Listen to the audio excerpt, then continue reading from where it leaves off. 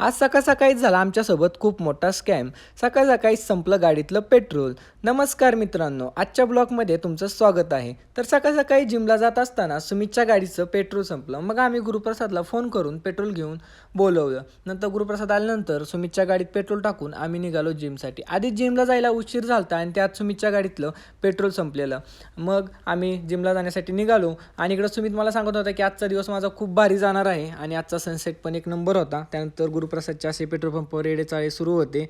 खरंच काय म्हणावं गुरुप्रसादला आता. त्यानंतर गुरुप्रसादला सांगितलं की असं काही करू नको, नाही तर तुला येड्याच्या हॉस्पिटलमध्ये भरती करावं लागेल. त्यासाठी नंतर आम्ही जिममध्ये निघालो. वर्कआउट वगैरे केला एकदम मस्तमध्ये. वर्कआउट वगैरे झाल्यानंतर मग आम्ही घरी जाण्यासाठी निघालो. आजचा जिमचा दिवस खूप छान गेला आणि मज्जा आली वर्कआउट करून. नंतर आमचा प्लॅन झाला की ब्ल्यूरीजला चहा पिण्यासाठी जायचं. मग आम्ही निघालो ब्ल्यूला चहा पिण्यासाठी. सुमितला सांगत होतो काल गुरुप्रसाद लईच चिडलेला आणि आज कसा आनंदी दिसतोय बघ. तुम्हाला या कंपनीचं नाव माहीत असेल तर कमेंट करून नक्की सांगा.